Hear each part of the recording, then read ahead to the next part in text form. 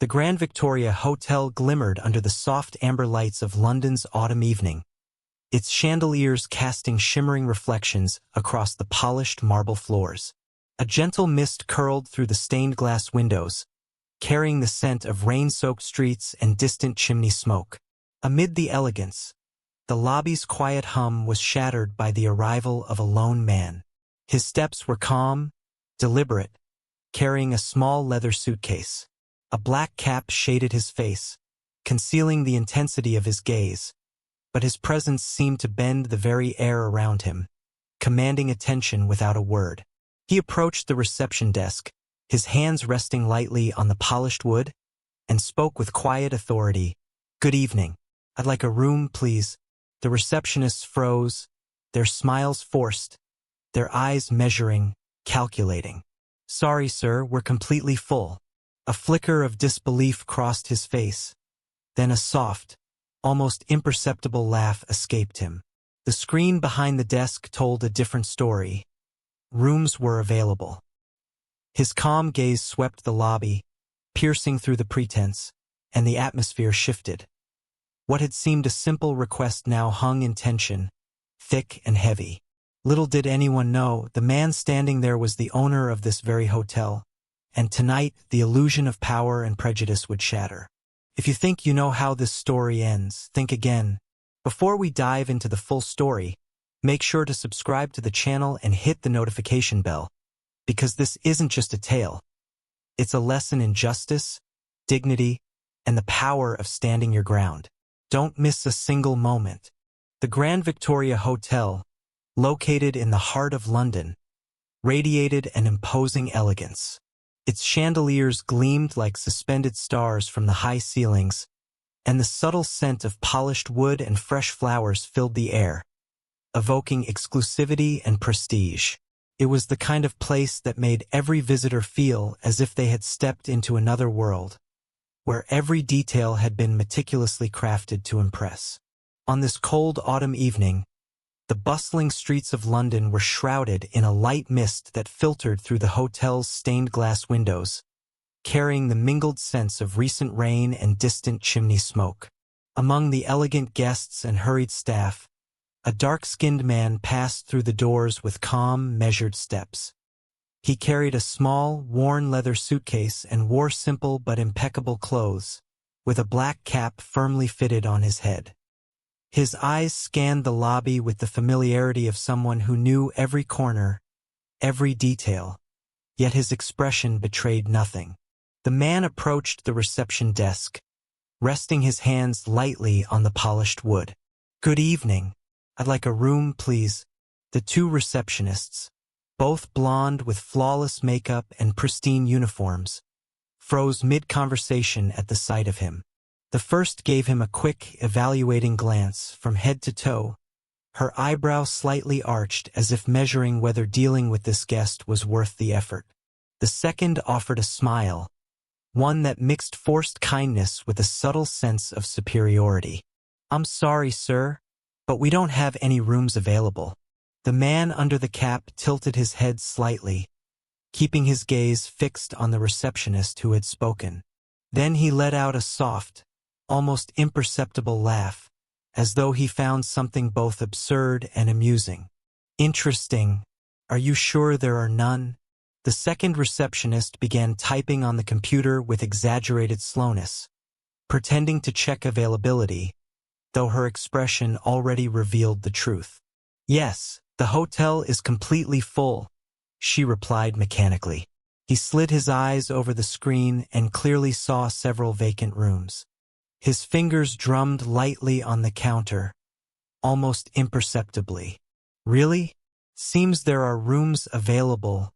The first receptionist sighed, crossing her arms, and the second quickly looked away, embarrassed. "Sir, our rooms are usually reserved for a certain type of client, people who expect a certain standard." The silence that followed was heavy, almost tangible, and the lobby seemed to grow colder.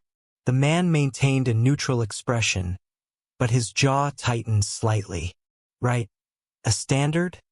He responded, calm but with an edge. "So let me understand.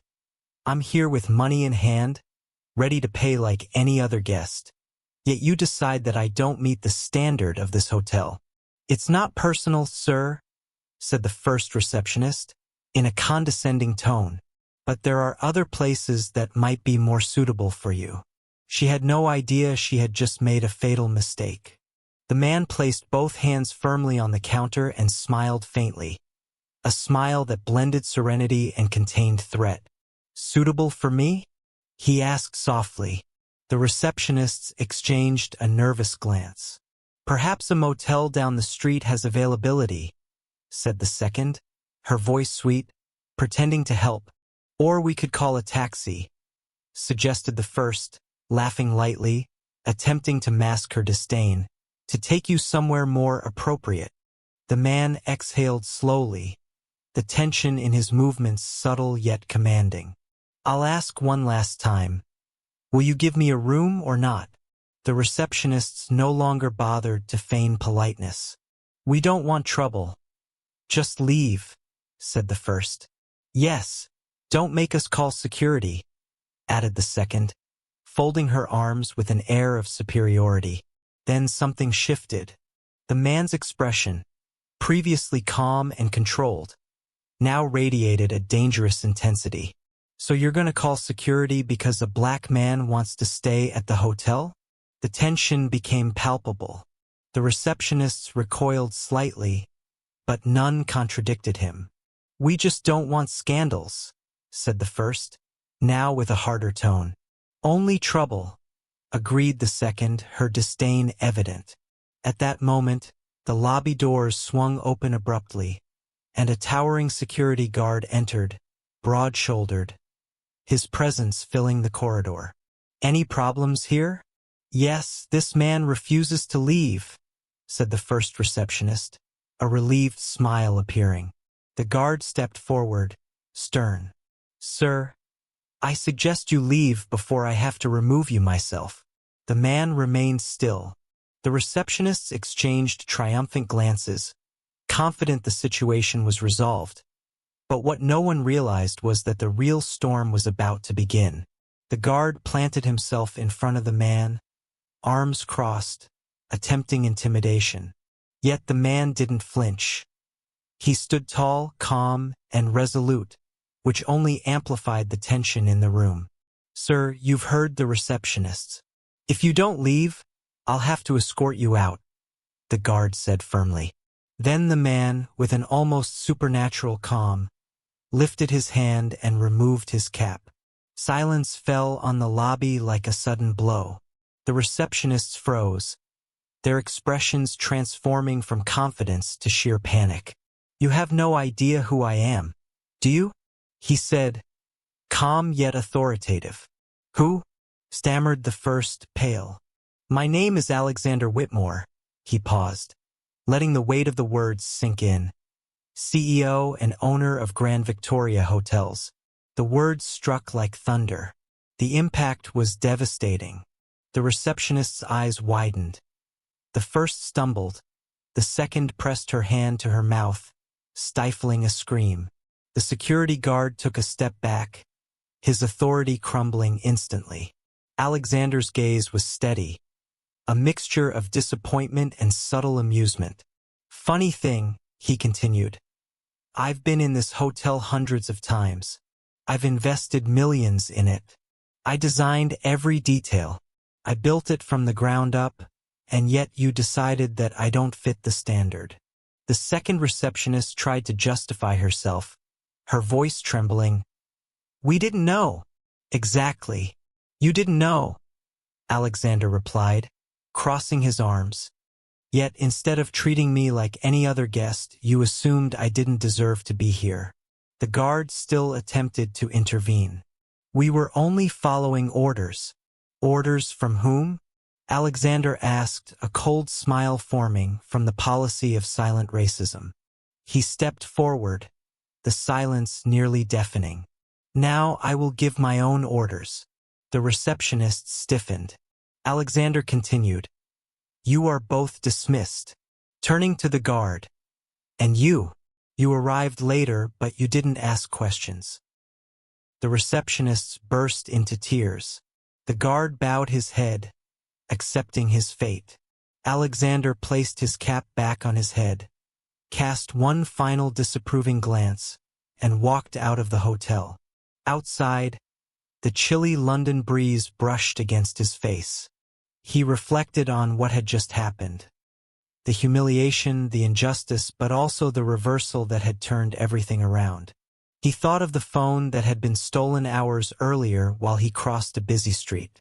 Had he had it, he could have contacted the manager directly and resolved the issue quietly. But now, it was time to demonstrate that not even discrimination could stop someone who had built everything with his own hands. Alexander knew this wasn't the first time he had faced prejudice.